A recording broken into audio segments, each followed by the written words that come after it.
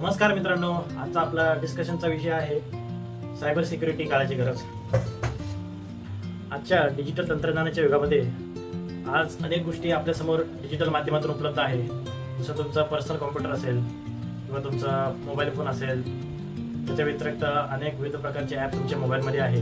आणि याच्यामुळं cyber security असणं किंवा आपला जे डिव्हाइस आहे, डिजिटल डिव्हाइस आहे, आपली डिजिटल स्पेस आहे, ही सायबर सिक्युअर असणं तेवढंच महत्त्वाचं ठरतं. आता तसं जर बघितलं तर सायबर सिक्युरिटी म्हटलं की त्याच्यामध्ये बऱ्याचशा गोष्टी येतात, स्कॅम येतात, फ्रॉड येतात. जसं तुमचं हे आहे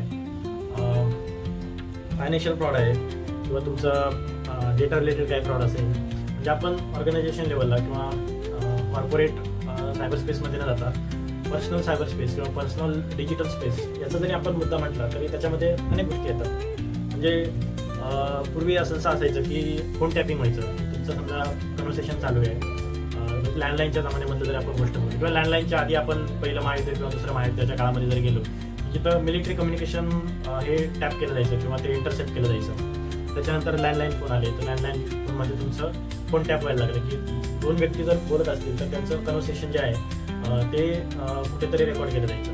म्हणजे सायबर सिक्युरिटी किंवा सायबर फ्रॉड म्हणा किंवा सायबर अटॅक म्हणा किंवा आपण हॅकिंग म्हणतो, तर याचा जो उदय आहे किंवा याची जी सुरुवात आहे तर त्याची सुरुवात ही आपल्याला ITC काळामध्ये बघता येईल.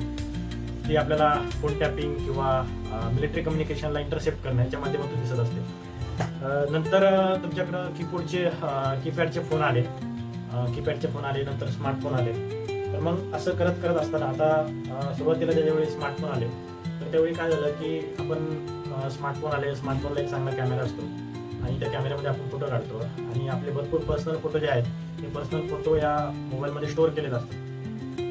आणि मग त्याच्यामुळे काय होतं की एखाद्या व्यक्ती जो आहे त्याचे ते पर्सनल फोटो लीक करायचे, प्रायव्हेट फोटो जे असतील, प्रायव्हेट मोमेंटचे जे फोटो असतील किंवा इंटिमेट जरी नसले तरी खाजगी आयुष्यातील जे काही फोटो असतील ते फोटो पब्लिक करण्याच्या हेतूनं त्याच्यामध्ये हे केलं जायचं, कुठल्या तरी प्रकारचं टेक्निक वापरलं जायचं. मग आयदर ते जो मोबाईल असेल त्या मोबाईलचं तुम्ही ॲक्सेस घ्यायचा, अनंतर ॲक्सेस घ्यायचा, किंवा मग समजा तुम्ही एखाद्याकडं रिपेअरिंगला दिला मोबाईलवाल्याकडं तर तो तिथून तुमचा हे करून घ्यायचा, तुमचा डेटा त्याच्याकडे काढून घ्यायचा. किंवा समजा तुम्ही दुसऱ्याला मोबाईल वापरायला दिला तर मग समजा ब्लूटूथ वापरून किंवा कुठलं तरी वायफाय टेक्नॉलॉजी वापरून तुमचे फोटो त्याच्याकडे घ्यायचा. तर म्हणजे सायबर अटॅक किंवा सायबर फ्रॉड किंवा डिजिटल अटॅक याची सुरुवात जी आपल्याला दैनंदिन जीवनामध्ये अशा छोट्या मोठ्या गोष्टीमधून दिसत असते. आणि त्याच्या व्यतिरिक्त आता हे जे अटॅक आहेत किंवा हे जे फ्रॉड आहेत हे आता थोड्या सफिस्टिकेटेड लेवलला व्हायला लागले. इंटेलेक्च्युअल लेवलला आपल्याला हे सायबर फ्रॉड दिसून येतात. आता सायबर फ्रॉड किंवा आपल्याला सायबर अटॅक याच्यापासून जर आपल्याला वाचायचं असेल किंवा आपलं नुकसान जर कमी करायचं असेल तर सगळ्यात बेस्ट उपाय काय असेल की त्याला प्रिव्हेंट करता येणं, प्लस पहिली गोष्ट तर त्याच्याविषयी अवेअरनेस असणं आणि मग स्वतः त्याच्याविषयी अवेअर होऊन दुसरी गोष्ट त्याला प्रिव्हेंट करणं. प्रिव्हेंट करण्यासाठी प्रिव्हेंट कसं करू शकता, तुम्ही अवेअर झाले परंतु प्रिव्हेंट कसं करणार. तुम्हाला प्रिव्हेंट करायचं असेल तर तुमचं जे काही डिव्हाइस असेल, तुमचा लॅपटॉप असेल, तुमचा पर्सनल कॉम्प्युटर असेल, डेस्कटॉप कॉम्प्युटर असेल, तुमचा मोबाईल फोन असेल, टॅब असेल, काही असेल, तर जे काही तुमचं डिजिटल डिव्हाइस असेल किंवा कॉम्प्युटिंग डिव्हाइस असेल तर त्याच्या अनुषंगाने तुम्ही काही टूल्स ॲप इन्स्टॉल करू शकता. आपण ज्याला जनरली सामान्य भाषेमध्ये म्हणत असतो की अँटीव्हायरस ॲप किंवा सिक्युरिटी ॲप वगैरे किंवा असं दुसरे काही जे असेल, एखादं सर्व्हिस प्रोव्हायडर असतं जे आपल्याला असं डिव्हाइस प्रोटेक्शनची सर्व्हिस वगैरे देतात तर ते आपण करू शकतो. त्याच्या व्यतिरिक्त बाकीच्या दुसऱ्या गोष्टी अवेअरनेसच्या बाबतीमध्ये जर म्हटलं तर अवेअरनेसच्या बाबतीमध्ये आपण काळजी अशी घेऊ शकतो की कुठलीही लिंक जी आहे तुम्हाला मोबाईल फोनवरती तुम्हाला SMS द्वारे किंवा व्हॉट्सअपद्वारे आले तर तिला क्लिक करू नका.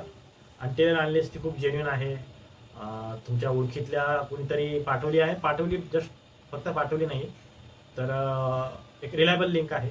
जनरली तसं तुम्ही कुठल्या लिंकवर क्लिक करूच नका, कारण एखादी छोटीशी लिंक जी आपल्याला दिसते ती लिंकचा वापर करून जो कोणी मॅलिशियस ॲक्टर असेल किंवा समाजकंटक असेल तो तुमच्या मोबाईलचा ॲक्सेस घेऊन त्याच्यामधला डेटा तो चोरू शकतो, तुमचं डिव्हाइसचा ताबा घेऊ शकतो, तुमच्यावरती पाळत ठेवू शकतो.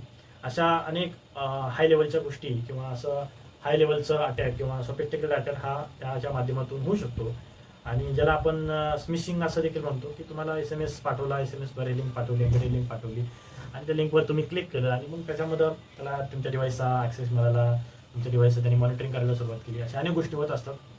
तर हे सगळं आपण लक्षात घेतलं पाहिजे. व्हिडिओ बघितल्याबद्दल धन्यवाद.